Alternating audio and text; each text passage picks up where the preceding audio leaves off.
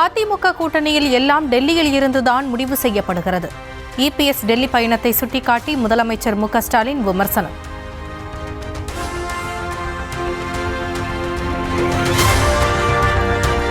எதிர்க்கட்சித் தலைவரும் அவரது சகாக்களும் டெல்லியில் இருப்பது எதற்காக என்று முதலமைச்சர் மு.க.ஸ்டாலின் கேள்வி.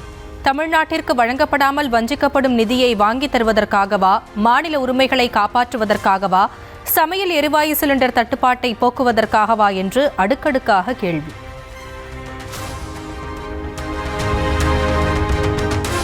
தமிழ்நாட்டில் உள்ள வீடுகளில் அடுப்பு எரிந்தால் என்ன, எரியாவிட்டால் எங்களுக்கென்ன என்ற மனநிலையுடன் கூட்டணி பேச்சுவார்த்தை. டெல்லியில் அதிமுக பாஜக பேச்சுவார்த்தையை சுட்டிக்காட்டி முதலமைச்சர் மு.க.ஸ்டாலின் விமர்சனம். தேர்தல் களத்தை சந்திப்பதற்கே டெல்லியின் சம்மதம் வேண்டும் என்ற நிலையில் உள்ளவர்களின் கைகளில் தமிழ்நாடு சிக்கிக் கொண்டால் ஒவ்வொரு நாளும் என்ன பாடுபட வேண்டியிருக்கும். தமிழ் மக்கள் ஒருபோதும் டெல்லியின் ஆதிக்கத்தையும் அதன் அடிமை கூட்டத்தையும் அனுமதிக்க மாட்டார்கள் என்றும் முதலமைச்சர் திட்டவட்டம். தொகுதி பங்கீடு தொடர்பாக தேசிய ஜனநாயக கூட்டணியில் எந்த சிக்கலும் இல்லை. டெல்லியில் அமித்ஷாவை சந்தித்த பின்னர் எடப்பாடி பழனிசாமி திட்டவட்டம். ஒரு 4 நாட்கள் நீங்க எல்லாம் தெரிஞ்சுங்க. 4 நாட்கள் எல்லாமே முடிஞ்சிடும், கவலைப்படாதீங்க. அந்த கூட்டணி திமுக தலைமையில் அமைக்கிற கூட்டம் மாதிரி கூட்டணி எங்க கூட்டணி கிடையாது. சைலண்டா அழகா அற்புதமா நாங்க கூட்டணி பேச்சுவார்த்தை முடிவு பெற்று தொகுதி வெளியிடப்படும். எந்த சிக்கலும் கிடையாது. அவங்க கேட்கிற தொகுதி நீங்க சார் அப்படியெல்லாம் கிடையாது. நான் தான் ஏற்கனவே சொல்லிட்டேன், எங்களுக்குள்ள ஒருத்தருக்கு ஒருத்தர் விட்டு கொடுத்து யாராருக்கு எந்தெந்த இடத்துல வெற்றி வாய்ப்பு இருக்குதோ அந்தந்த தொகுதியை அவர்கள் பெறுவதுதான் எங்களுடைய நோக்கம். தேசிய ஜனநாயக கூட்டணியில் தொகுதி பங்கீடு தொடர்பாக நாளை பேச்சுவார்த்தை தொடங்கும் என்று இபிஎஸ் அறிவிப்பு. தமிழக பாஜக தேர்தல் பொறுப்பாளர் பியூஷ் கோயலுடன் நாளை பேச்சுவார்த்தை என பேட்டி. தொகுதி பங்கீடு சம்பந்தமான விஷயங்களை எல்லாம் வரும். ஒரு 4 நாட்கள் எல்லாம் இறுதி செஞ்சிருவோம். நாளை தினம் பியூஷ் கோயல் சென்னை வர்றாரு. அமித்ஷாவுக்கு வேலைப்பளு இருந்ததால் தாம் டெல்லி சென்று பார்த்து பேசியதாக இபிஎஸ் விளக்கம். தொகுதி பங்கீடு தொடர்பாக டெல்லி சென்று ஆலோசனை நடத்தியது குறித்த கேள்விக்கு பதில்.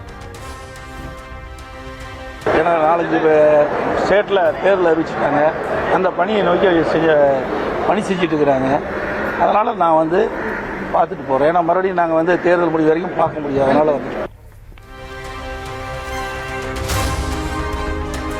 எடப்பாடி பழனிசாமியை தொடர்ந்து பாமக தலைவர் அன்புமணி, அமமுக பொதுச் செயலாளர் டிடிவி தினகரன் டெல்லி பயணம். தொகுதி பங்கீடு தொடர்பாக மத்திய அமைச்சர் அமித்ஷாவை சந்தித்து பேசவிருப்பதாக தகவல்.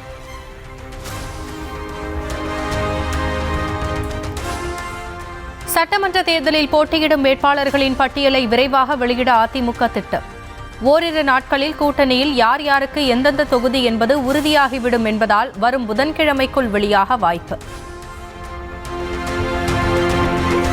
தேர்தல் அறிவித்த பிறகு தமிழ்நாட்டிற்கு எப்படி நிதி கேட்க முடியும் என்று முதலமைச்சருக்கு அமமுக பொதுச் செயலாளர் டிடிவி தினகரன் கேள்வி. டெல்லி எவ்வளவு நிதி கொடுத்தாலும் திமுக கபலீகரம் செய்வதாக குற்றச்சாட்டு. இன்றைக்கு நாங்கள் செல்வது முதலமைச்சர் சொல்வது போல தமிழ்நாட்டுக்கு நிதியை பெற்றுத்தர அவர்கள் செல்லவில்லை என்று சொன்னார். தேர்தல் அறிவிப்புக்கு பிறகு தமிழ்நாட்டுக்கு நிதி ஒதுக்க முடியுமா?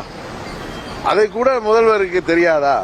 பயம். இன்னொன்னு, டெல்லி எவ்வளவு நிதி கொடுத்தாலும் அதையெல்லாம் நீங்கள் கபலீகரம் செய்வதால் தான் தமிழ்நாடு மக்கள் உங்களை மாற்றுவதற்காக துடித்துக் கொண்டிருக்கிறார்கள். தமிழ்நாடு சட்டசபை தேர்தலில் திமுக சார்பில் போட்டியிடும் வேட்பாளர்களை தேர்வு செய்யும் பணி தீவிரம். சென்னை அண்ணா அறிவாலயத்தில் முதலமைச்சர் மு.க.ஸ்டாலின் 4வது நாளாக நேர்காணல்.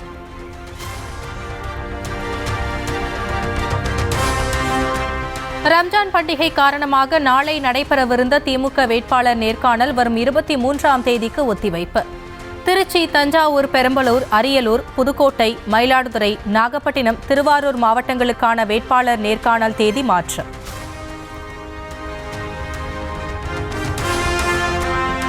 தேசிய ஜனநாயக கூட்டணியில் தொகுதி பங்கீடு தொடர்பாக டெல்லியில் எடுக்கப்பட்ட முடிவின் அடிப்படையில் சென்னையில் ஒப்பந்தம் கையெழுத்தாகும் என்று தகவல். பாமகவும் அதிமுகவும் ஒரே தொகுதிகளை கேட்பது இழுபறிக்கு காரணம் என்றும் தகவல்.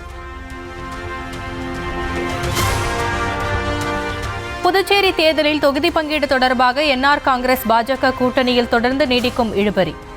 லட்சிய ஜனநாயக கட்சியை கூட்டணியில் சேர்க்கும் முடிவிற்கு எதிர்ப்பு தெரிவித்து பாஜகவுடனான பேச்சுவார்த்தையை தொடர்ந்து தவிர்த்து வரும் புதுச்சேரி முதலமைச்சர் ரங்கசாமி. நயவஞ்சகத்தோடு சுற்றித் திரியும் கூட்டத்திற்கு வில்லிவாக்கத்தில் தக்க பதிலடி கொடுக்கப்படும். ஆதவ் அர்ஜுனா வில்லிவாக்கத்தில் போட்டியிடுவதாக செய்தி வெளியான நிலையில் சேகர்பாபு சூளுரை. எதை வேண்டுமானாலும் பேசலாம் என்ற நாகரிகம் தவறி நயவஞ்சகத்தோடு சுற்றித் திரியும் கூட்டத்திற்கு வில்லிவாக்கத்தில் தகுந்த பதிலடியை ஜனநாயக முற்போக்கு கூட்டணி வழங்கும் என்பதை இந்த நேரத்தில் அறுதியிட்டு உறுதியோடு கூற கடமைப்பட்டிருக்கின்றேன். திமுகவிற்கு அறிவு பரிசோதனை பற்றி பாடம் எடுப்பவர்கள் பரிசோதிக்க வேண்டிய இடம் கீழ்ப்பாக்கம் மனநல மருத்துவமனை என்று அமைச்சர் சேகர்பாபு காட்டம். ஒரு காலத்தில் லீடர் என்று கைகட்டி கொண்டு நின்றவன் எனவும் ஆதவ் பெயரை குறிப்பிடாமல் விமர்சனம். ஒரு காலத்தில் லீடர் என்று கைகட்டி கொண்டு நின்றவன் இருக்கையில் கூட அமரமாட்டேன் என்று அடம்பிடித்து முன்னால் நின்று கொண்டிருந்தவர் இன்றைக்கு எங்களது இயக்கத்திற்கு அறிவு பரிசோதனை பற்றி பேசுகிறார். உண்மைதான், அவர்கள் பரிசோதித்துக் கொள்ள வேண்டிய இடம் கீழ்ப்பாக்க மனநல மருத்துவமனை என்பதை இந்த நேரத்தில் அழுத்தம் திருத்தமாக கூறிக்கொள்ள கடமைப்பட்டிருக்கின்றேன்.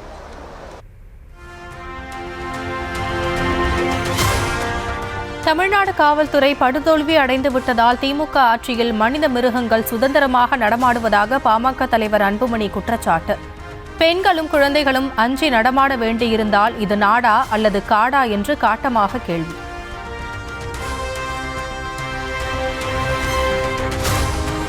சேலம் மாவட்டம் மேட்டூர் அருகே பலத்த காற்றுடன் கனமழை பெய்ததால் சாய்ந்த 5000 வாழை மரங்கள் குலை தள்ளிய நிலையில் முறிந்து விழுந்ததால் பல லட்சம் ரூபாய் நஷ்டம் என்று விவசாயிகள் வேதனை.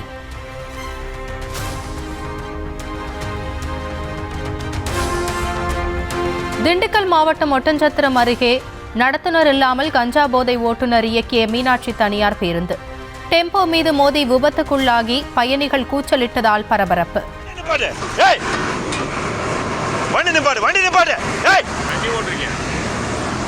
தண்ணி போட்டுக்கடா அவங்களோட வண்டியில் ஏறாத. டிக்கெட் எப்படி போடுவேன்? எந்த ரூட்ல போயிட்டு இருக்குது வண்டி? கண்டக்டர் வரல, ஏறிக்கு வந்து நீ வாடகையில் 6:30 எடுத்துட்ட வண்டிய. இல்ல கண்டக்டர் ஏறல, வண்டியும் வந்து போக வேண்டிய ரூட்ல கரூர் ரூட்ல போகாம இங்க திண்டுக்கல் ரூட்ல போயிட்டு இருக்குது.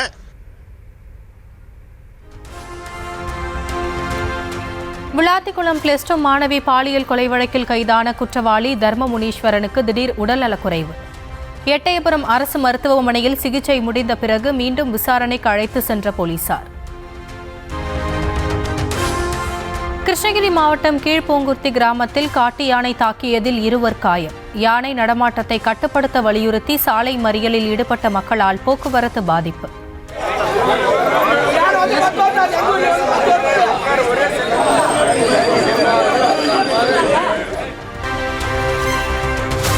தங்கம் விலை சவரனுக்கு 400 ரூபாய் உயர்வு. சென்னையில் 1 சவரன் ஆபரண தங்கம் 1,11,600 ரூபாய்க்கு விற்பனை. 1 கிராம் தங்கத்தின் விலை 14,000ற்கு கீழ் விற்பனை. இன்றைய நிலவரப்படி 1 கிராம் தங்கம் 50 ரூபாய் உயர்ந்து 13,950 ரூபாய்க்கு விற்பனை. தங்கம் விலை உயர்ந்த நிலையில் வெள்ளியின் விலை சரிந்தது. 1 கிலோ வெள்ளி 5,000 ரூபாய் குறைந்து 2,60,000 ரூபாய்க்கு விற்பனை.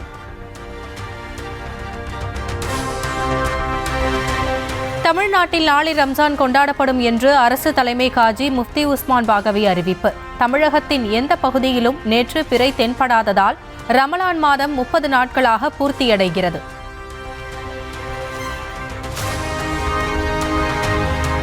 தமிழ்நாட்டின் சில இடங்களில் ஒரு நாளைக்கு முன்னதாக ரம்ஜான் கொண்டாடிய இஸ்லாமியர்கள். மதுரை, கோவை உள்ளிட்ட மாவட்டங்களில் ஜாக் அமைப்பு சார்பில் சிறப்பு தொழுகை.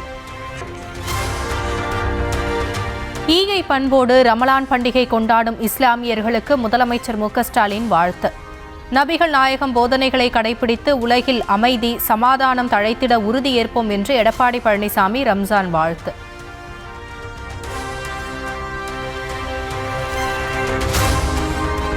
ரம்ஜான் பண்டிகையை முன்னிட்டு தமிழ்நாட்டில் களை கட்டிய ஆட்டுச்சந்தை. கோடிக்கணக்கில் ஆடுகள் விற்பனை செய்யப்பட்டதால் விவசாயிகள், வியாபாரிகள் மகிழ்ச்சி. கேரள மாநிலத்தின் கொச்சியில் ரம்ஜான் சிறப்பு தொழுகை. இஸ்லாமியர்கள் திரளாக பங்கேற்பு. ஜம்மு காஷ்மீரில் பனி பொழிந்ததால் சுற்றுலா பயணிகள் மகிழ்ச்சி. வெண்போர்வை போர்த்தியது போல காணப்படும் ரிசார்ட்டுகள். உத்தரகாண்டின் கேதார்நாத் கோவில் வளாகத்தை மூடிய வெண்போர்வை. கடும் பனிப்பொழிவு காரணமாக திரும்பிய பக்கமெல்லாம் வெண்ணிற காட்சி. இமாச்சல பிரதேசத்தின் ரோக்டாங்கில் இடைவிடாத பனிப்பொழிவு. அடல் சுரங்கப்பாதை முழுவதும் பனியால் மூடப்பட்டு ரம்மியமாக காட்சி. மகளுடன் சேர்ந்து ராணுவ ஒத்திகையை பார்வையிட்டார் வடகொரிய அரசு தலைவர் கிம் ஜாங் உன். 총정치국장 김성기 동지와 조선노동당 중앙위원회 제1부부장 우리 군대의 각급은 격양된 기세를 조금 더 늦춤 없이 계속 ராணுவ டாங்கியில் மகளுடன் சேர்ந்து பயணித்த காட்சிகள் கவனம் ஈர்ப்பு. 신용 주력 탱크의 전투적 성능을 다시금 묘의하시면서 다음과 같은 견해를 피력하셨습니다. 탱크 공업의 현대화에서 우리는 당당히 자부할 수 있는 성과와 진보를 획득하였다. 주력 탱크에는 우리식의 우리가 특별한 힘을 기울. போர் முனையாக மாறிய வளைகுடா நாடுகளின் வான்பரப்பு வழியாக கடந்து செல்வதை தவிருங்கள். மேற்காசிய போருக்கு மத்தியில் விமான நிறுவனங்களுக்கு சிவில் விமான போக்குவரத்து இயக்குநரகம் அறிவுறுத்தியதாக தகவல். ஈரான் தினமும் ஏவுகணைகளை சரமாரியாக வீசுவதால் இஸ்ரேல் மக்கள் அச்சம். ஈரான் மற்றும் ஹிஸ்புல்லா மீதான போரை நிறுத்த வலியுறுத்தி போராட்டம்.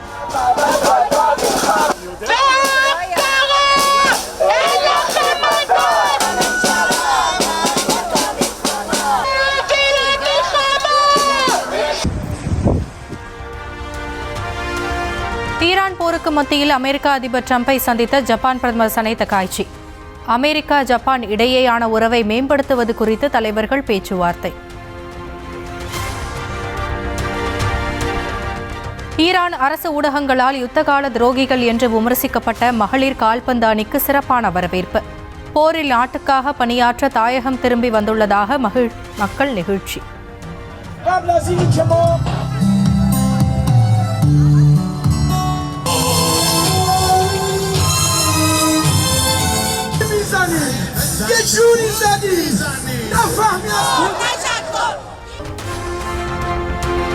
தமிழ்நாடு சட்டமன்ற தேர்தல் நேரத்தில் அரசியல் கட்சித் தலைவர் பெயரை குறிப்பிடாமல் விமர்சித்த நடிகை நிவேதா பெத்துராஜ்.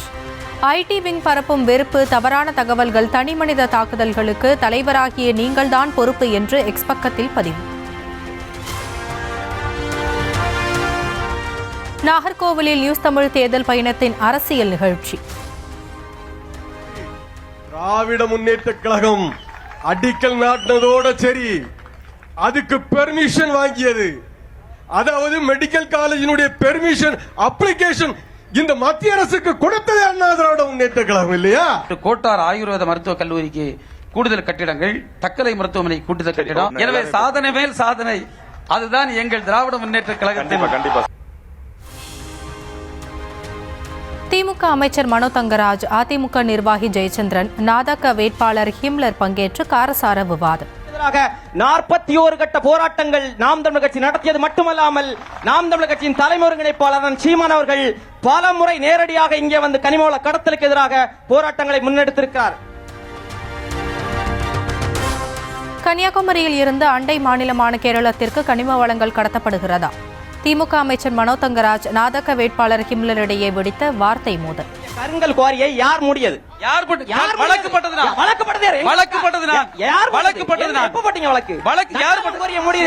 நட்டாலம் கோரிக்கு ஊர் மக்கள் உங்களை அணுகிய போது கருங்கல் பேச மாட்டாங்க. கருங்கலுக்கு யாரு கோர்ட்டு பேச, யார் நீதிமன்றம் பேச? நான் தான் நீதிமன்றம்.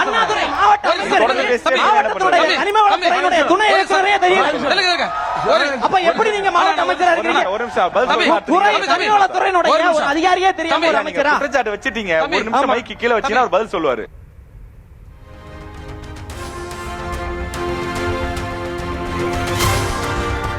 திருச்சி ஜம்புகேஸ்வரர் அகிலாண்டேஸ்வரி கோவிலில் பங்குனி பெருவிழா திருத்தேரோட்டம் கோலாகலம்.